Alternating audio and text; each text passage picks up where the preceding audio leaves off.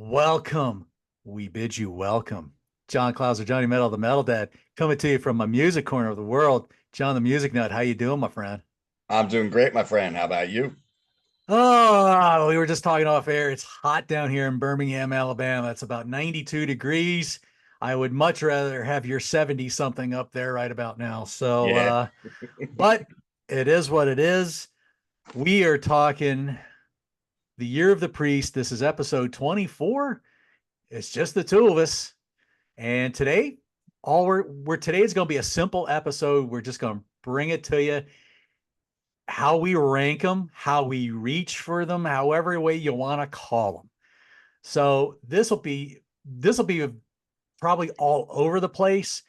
We would love to see what you guys are going to say on this one. I think Oh this is yeah. going to be really really interesting. I think I don't know what John's ranking is going to be, and I'm sure I know he doesn't know what my ranking is going to be, but I think we are going to probably surprise each other, almost like we did with Wasp. I am Right. guessing. Exactly. So how we're going to do this? We're going to do a few at a time. So we're going to do. They had 19 albums. We're not doing the live albums. We can. We're not going to rank those in there and included with this. So we're going to do 19 through 16, and then we're going to do 15 through 11, 10 through 6, and 5 to 1. So, John, start off with your 19 through 16. Okay. Thank you, John. Been following the series.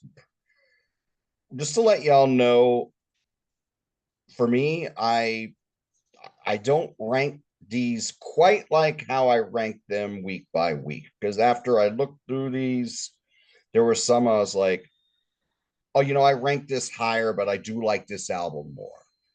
That happened to me twice in compiling my list. And ironically, it was regarding albums that we talked about with Jack Toledano, All or Not according to Jack. So, but my 19 was going to be my 19, and that's Demolition. Okay. Now, there are songs on here that I like that I definitely talked about, like Subterfuge and One on One, Hell is Home. But, you know, this was Priest trying to go more new metal. I'm not really into it. There is stuff here I like. I certainly wouldn't say this is a bad album, but it's my least favorite by Judas Priest. And that's number 19, Demolition. Okay. Number 18, which you probably could figure out. Now, this album, I thought, had some good songs on it, but it was just way too overblown. And that's Nostradamus. So Nostradamus was their second album with Rob after he came back in the band, and they decided to make an album about Nostradamus, a two-disc one. And this is definitely one where if you cut it down to one disc, it would be a stronger album. And I think it's just too much. It's just too overblown. And I don't think it was the right album for the time either. So that's number 18, Nostradamus. Now, here's where my change comes in. Number 17 was the album before this, and that was Angel of Retribution, 2005. Now, when I really think back about this album, Judas Rising, Deal with the Devil, and Worth Fighting For are the songs I'm always going to go back to. But some of the other songs I think are good, not great, and Loch Ness I don't really like at all. And that takes up what would be three normal songs.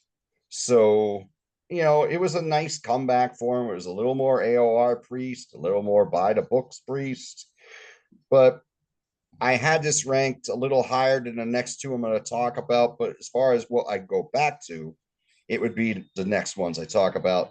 This is number 17, Angel Retribution. Number 16 is going to be Ram It Down. Now, Ram It Down was an album. First time I saw them on tour was for this album. My thoughts on this album, still two great songs in Hard as Iron and Blood Red Skies, a few decent ones, and a lot that I don't think should have ever made it onto an album like Johnny Be Good and Monsters of Rock, for instance. But I do love Blood Red Skies. I wish they played it live. Well, actually, they did play it live later. But Hard as Iron, I don't believe they ever played live. But this would be my number 16. And this is 1988's Ram It Down. So there you go. Okay. All right. Well, two of those, yeah, two of those are in my 16 through 19. Okay. But for me, my bottom's going to be Nostradamus. Okay. Now, I will also preface this. This is more of how I reach for stuff.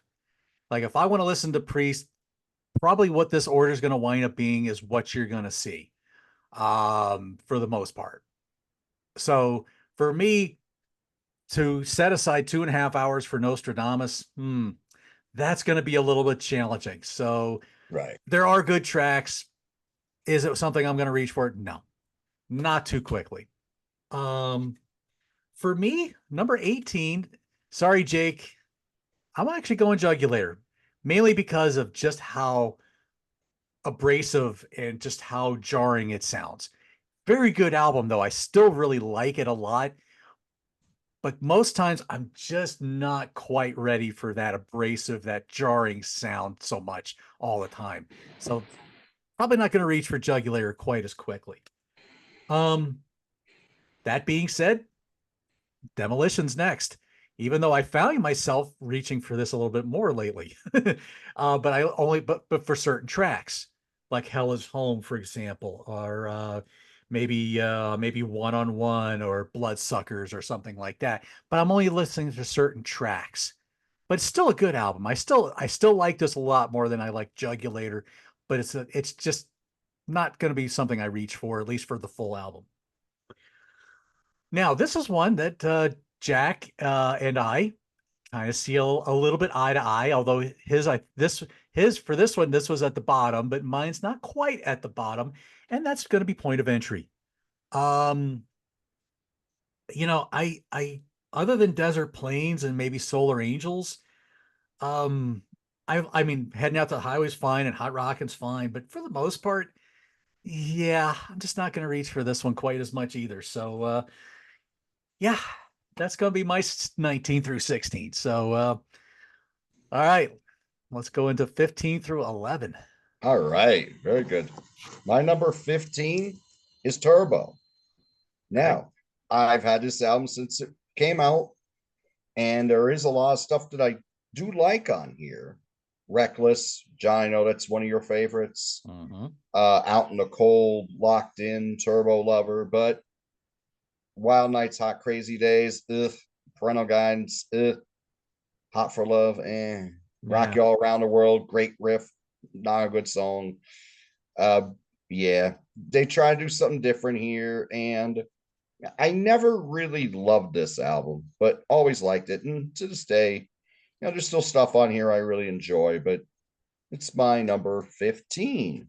Okay. Number 14 will be Jugulator. Now, this album, when I first heard this, I would say to you, this is the worst thing they ever did. When I went and finally bought this album a few years back, I listened to it more and I was able to get into it. There is a lot of good stuff on here. I love Bloodstained. I love Death Row. I certainly love Cathedral Spires. Mm-hmm.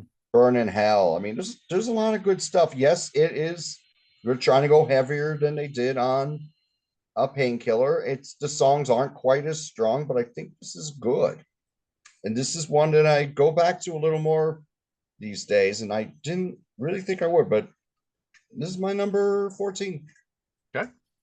Now, my number 13 is Point of Entry. Now, it's because of those first six songs. The last four are not very good, especially You Say Yes. I think that song's terrible. But I do like John, I love Desert Plains. I love Solar Angels. I also love Turning Circles. The first six songs, very good. And the last four, I could take or leave. I mean, Troubleshooter isn't too bad, but yeah, there's just too much on here that I'm not a fan of, so I couldn't really rank it than number 13. Now, number 12, we're going to start getting into albums that we've talked about more recently. And my number 12 is Redeemer of Souls. Now, this was first album with Richie Faulkner, and there is some really good stuff on here. Dragonaut is very good. The title track is very good. I love Cold Blooded. I love Crossfire. I love Beginning of the End. There's Now, from this point forward, all these albums, I would say I like quite a bit, and I would rank 7 or higher.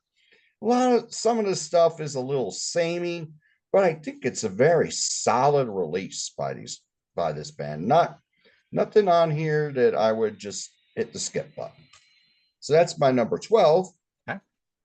That's Redeemer of Souls. Now my number 11 is the album that came after that, and that's 2018's Firepower. Here, I think the songs are a little stronger. You finally got songs that are reminiscent of classic Priest here, like Lightning Strike and Never the Heroes and Spectre, Sea of Red, Necromancer. They hit a lot of these songs on the 2 tours that they did for this album. I think this was more of a return to form for them.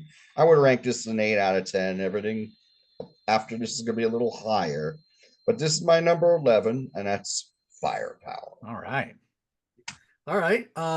Yeah, I think we might be a little samey here. Okay. All right. So my number 15 is going to be Angel of Retribution. Mhm.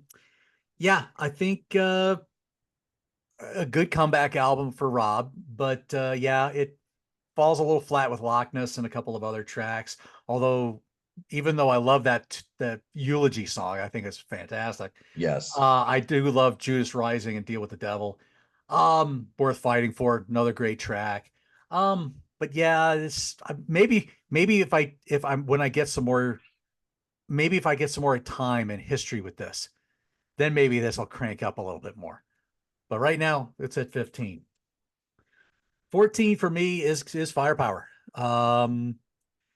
Yeah, pretty much like like you were saying, a lot of they found their niche, they found their mark kind of thing with Richie, and they were still finding that right, getting that right groove together. So um, still good album though. But at 13, I have to give it to the predecessor, Redeemer Souls. I just Dragonaut, great track. Beginning of the End, great track. Halls of Valhalla, great track. Sword of Damocles. Uh, gosh, Metalizer. I mean, Cold Blooded. Lots of good tracks here. I just like this. There was just like we were saying, there were more classic tracks to this one Right. that I could get to over Firepower.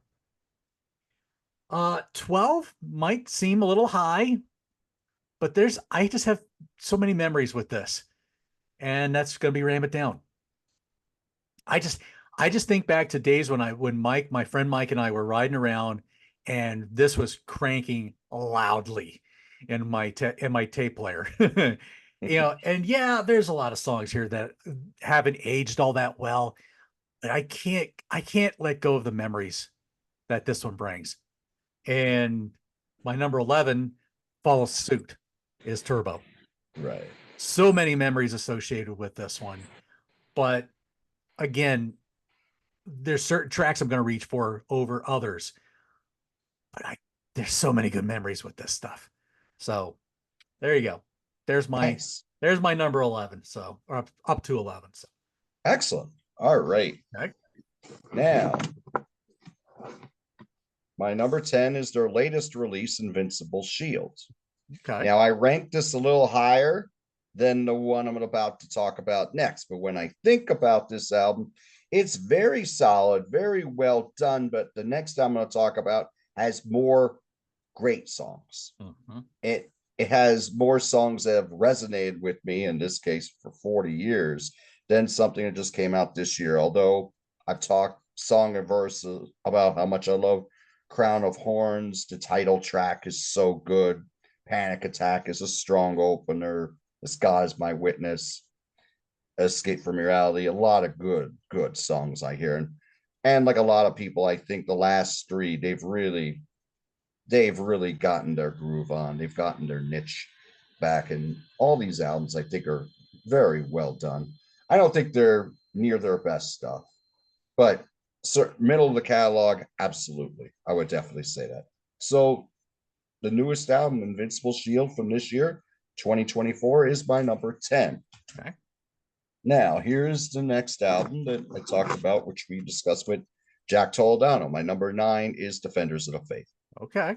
Now, I originally had this in 8 because I'm not a big fan of heavy duty Defenders of the Faith. I'm not a big fan of Eat Me Alive. Not a huge fan of Rock Hard Ride Free. But The Sentinel is one of my favorite Judas Priest songs. And so is Summer, Some Heads Are Gonna Roll. Mhm. And so is Free Will Burning. So those are, if I was to put like a top 20 or 25 Judas Priest songs, they'd all be in there. And Love Bites would be really close too. So it's just that the highs on here are higher than they would be on Invincible Shield or Firepower. And this is prime Judas Priest. I mean, they're at their commercial peak here between Screaming for Vengeance, which we'll talk about later, Defenders of Fate. These tours were so successful. They were really in a great spot at this point in their career. A lot of people would rank this significantly higher. I think a lot of people have Defenders of the Faith as one of their top 3 or so. I put it at number 9. I still like it a lot just for those songs that I mentioned. Mm-hmm. Now, number 8, this would probably be a little surprising, but I'm going to go with Rock-A-Rolla. Okay. What I talked about when we did this show is I like albums by classic bands where they're trying to find their sound. I really find them interesting. This is an album, when I first heard this a few decades ago, I wasn't a fan of it. It was the one grower in the catalog is this one for me. Mm-hmm. And I dig this album. I love Never Satisfied. I love the Winter and the Deep Freeze and the Winter Retreat and the Cheater medley. I love the title song. I love One for the Road. Yeah, they're trying to find their song, but they're really close here. It's raw. I love the way it's recorded. Mm-hmm. And yeah, this is one that I go back to very often. This is maybe one of the 2 or 3 that I go back to the most often these days. And this is the classic cover, the Rock-A-Rolla Coca-Cola bottle. So, and this is a very good re-release. So it's my Very number good. 8. Yes. Number 7 is Painkiller. Okay. Now, before we did this catalog, I wouldn't rank this high. I thought it was a little overrated. But when I started listening to this again, I remembered why I loved it when it came out. Eventually thought it was overrated, and now I remember why I love it. this to me was the last great one they did. And I used to think, oh, it's just paint for a little while, like in the 2010s, I'd say. I would think, oh, everyone loves this album, but they only talk about Painkiller and Touch of Evil. And I'm listening back again. I'm like, oh no, this is just a juggernaut. I love All Guns Blazing. I love One Shot at Glory. I love Nightcrawler. Nightcrawler got played on AOR stations here, even though it's super heavy. Metal Meltdown is a scorcher. So many great songs on here. Got everything on here I like. And most of it I love. And it's my number 7. Okay. Now, from here, there's very little that separates them.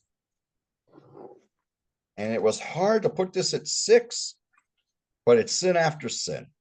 Because at one point I would have had this maybe 4.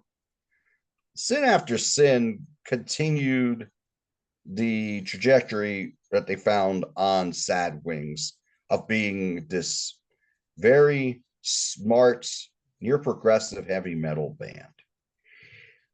I don't think the highs are as often on the next albums as this one, but Sinner's a classic. Starbreaker is probably their most underrated song. Yeah. Dissident Aggressor, heavy as sin. Love their versions, Diamonds and Rust. I love Let Us Pray, Call for the Priest. I love Last Rose of Summer, which is a ballad. John and I don't agree on that one, but it's one that I really love. It's like but this is one that's always resonated with me. And I've known this album since high school. Oh yeah. But I didn't buy it till years later. But this is my number 6, and After Sin. So there you go. All right. So I may as well, I mean, my 10 through 6, I may as well just this is like a 6 or 7 way tie. Okay. because because this is like, I mean, we're talking like baby eye teeth separation here. I mean, that's how. Right.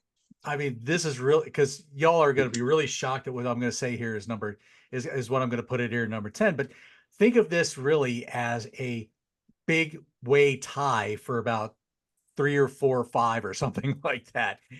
So maybe this is in no particular order. I don't know. But Sad Wings will come at with number 10.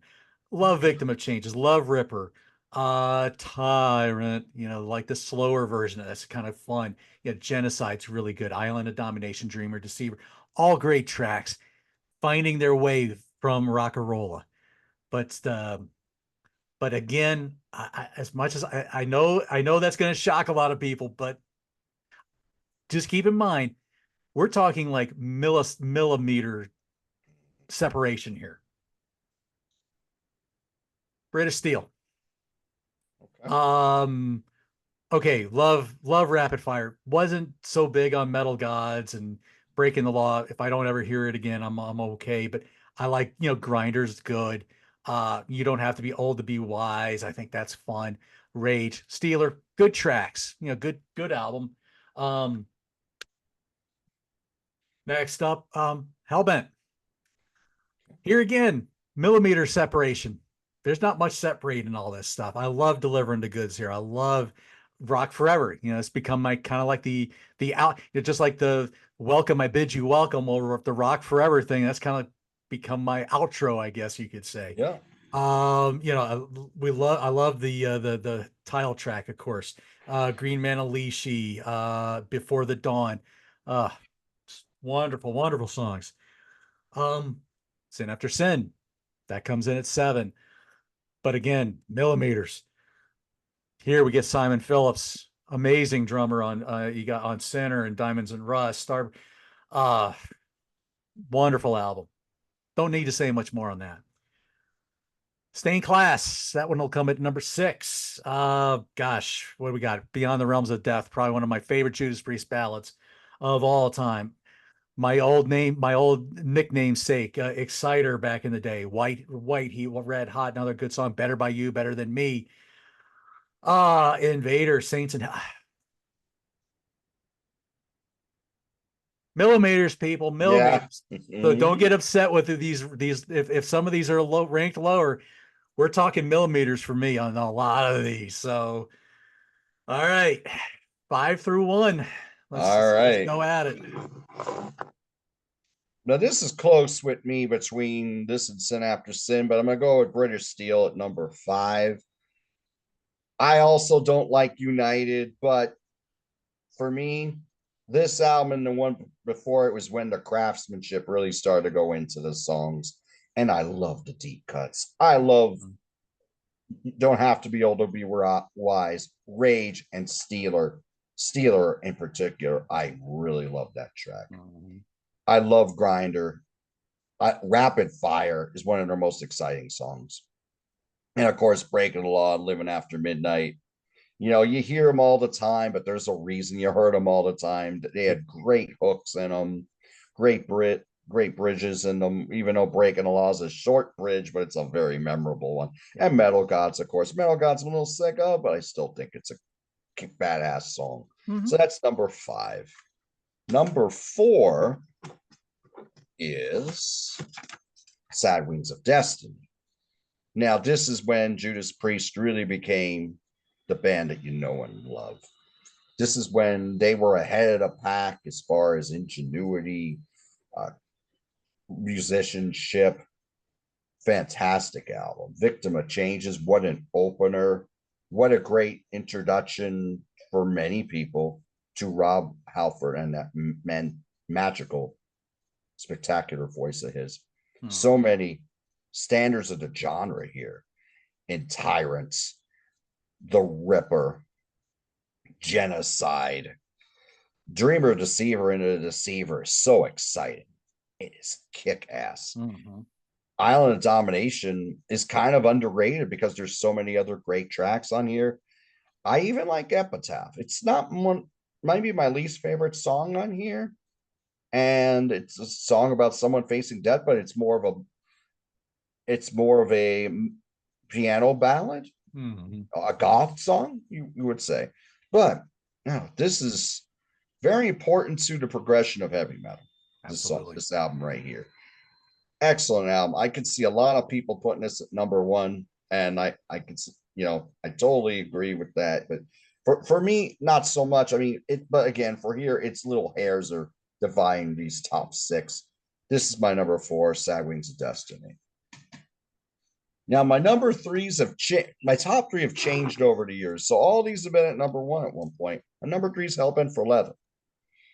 Now, here, the craftsmanship really came in. They became more accessible, but still heavy. Evening Star is fantastic. Rock Forever is fantastic. Hellbent for Leather, Green Man Leashy, the band still does these songs. Green Man Leashy got played on AOR radio back in the day, but you still got heavy stuff here, like Killing Machine and Running Wild. Before the Dawn, another cool goth ballad. Evil Fantasies is really cool. Take on the World, attempt their first attempt at a Queen-like anthem works really well. Compare certainly more than United one on British Steel. This is killer though. Excellent. A little underrated because of what it's between two classic Judas Priest albums. So Delivering the Goods or Killing Machine, as we call it outside the United States, would be number three. This next one is the first Judas Priest album that I ever owned. Well, actually, it wasn't the first one I ever owned, but it was the first one I ever heard, and that's Screaming for Vengeance. That's at number Okay. two. This would be where their critical and commercial peak met. This is when they became a superstar band. Basically, because of You Got Another Thing Coming and Electric Eye, but Bloodstone is fantastic. Take These Chains is very melodic. You got kick ass, crazy heavy metal in the title track. You got Fever, which is slower and more subdued, but it just infectious. Devil's Child, another great riff on this song, with so many great riffs in their catalog, but that's one of their more memorable ones. So that's my number two. This is the original CD I bought back in the day, too. Nice. Very Yeah. nice. My number one is Stained Class from 1978. Now, this is an album I didn't get into till years later, maybe 20 years ago or so. But this is a killer album. And this is another one I think that's very important in the evolution of heavy metal.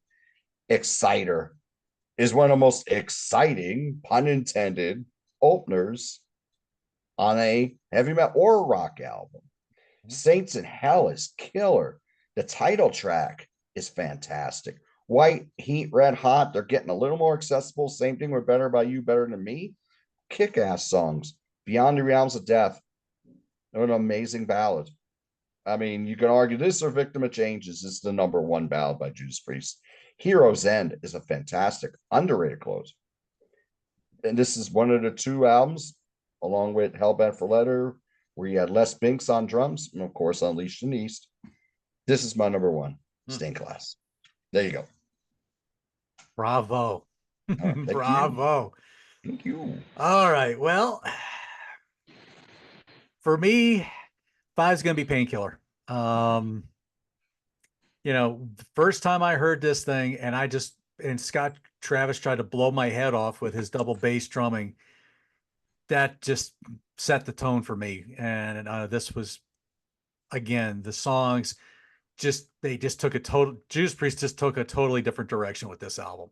And it just one has stuck with me a lot over these years. When I can still think of how good songs like Between the Hammer and the Anvil, of course, the title track and Nightcrawler, Metal Meltdown and Touch of Evil. And God, so many good tracks on this thing. Just there's not a dud to be found on this. Absolute banger of an album. And then with number four, I don't know what it was about this, but this album it sunk its teeth into me, and it really just there was just something special about this album, and that's Invincible Shield. Okay. I put this up pretty high. If again, keep in mind, folks, this is the order of stuff that I would probably be reaching for.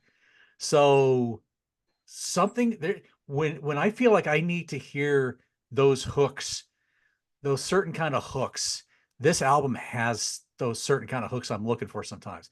And I just sometimes and even in the lyrical assessment, there's a lot of stuff that just really speaks to me. So this album just they got it. Like I said, they got it right. Third time was a charm with Richie, and they finally hit it right. Um, this might surprise people coming in this high. Rockarola, Wow. but Okay. it's because of the history I have with this.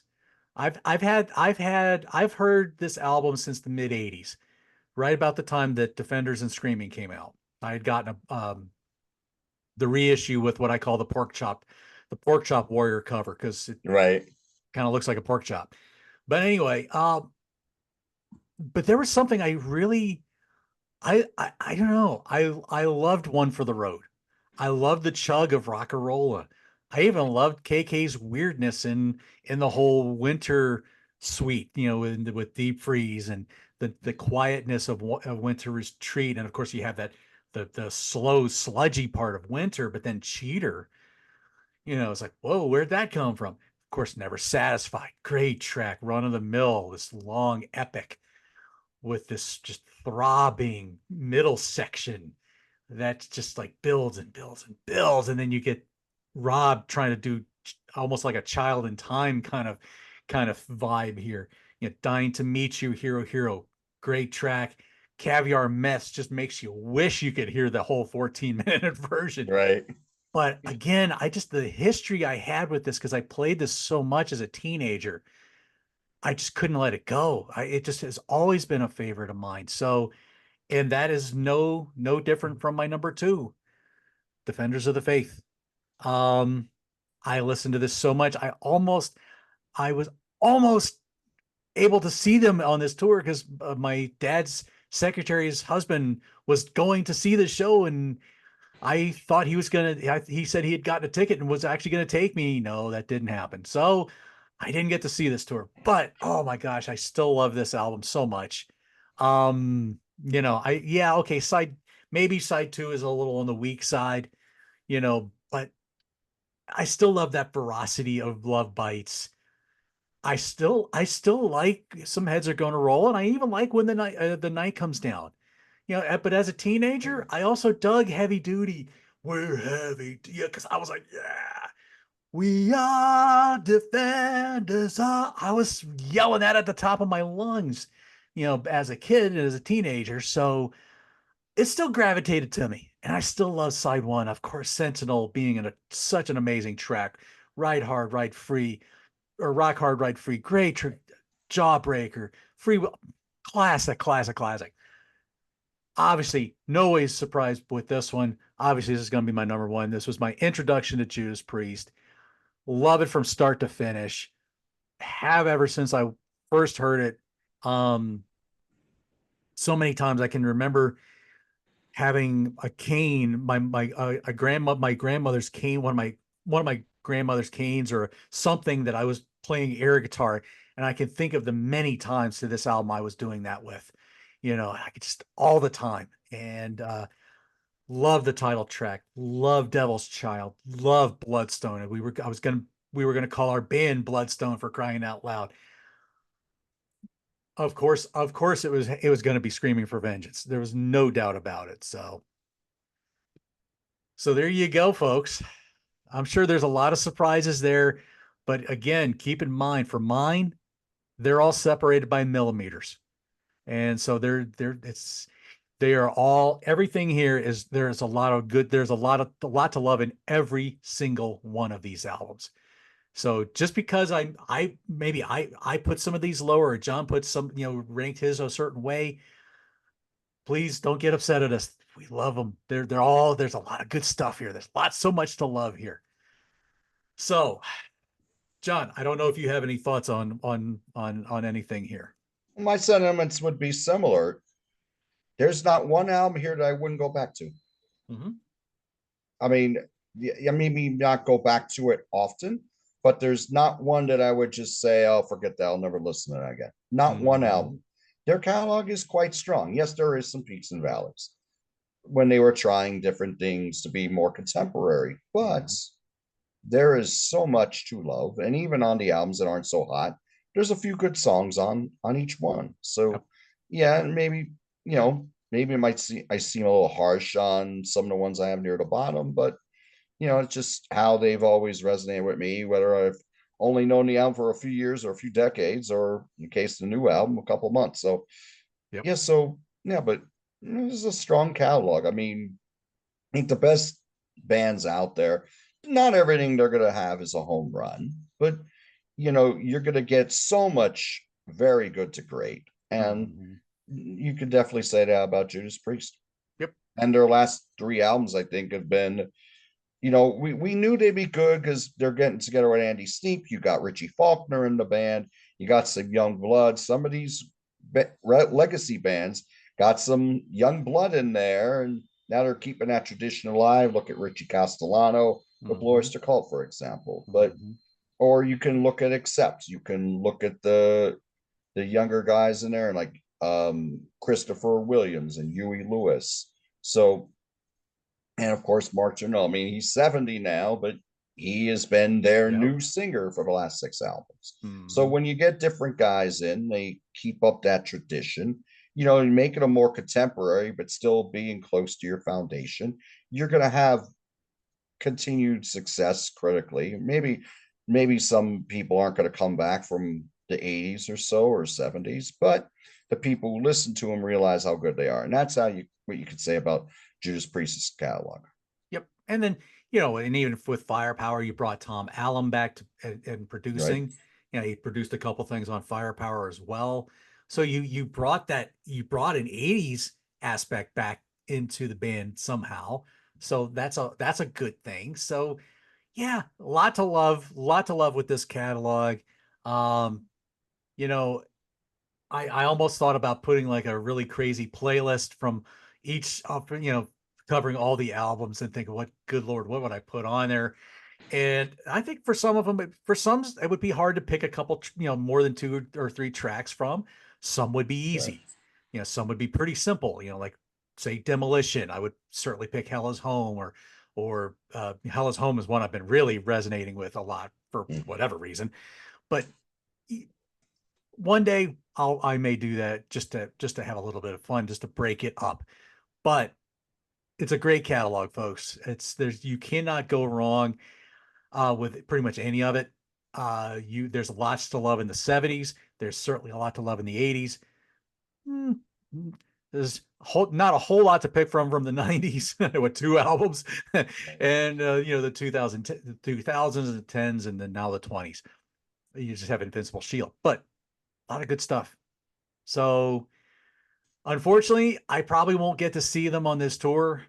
That probably won't come back around this area on this next leg of the tour. So hopefully they'll do an album 20, and we'll see what we will see. Maybe then I'll finally get to say I saw Rob Halford live. But anyway, so let's see.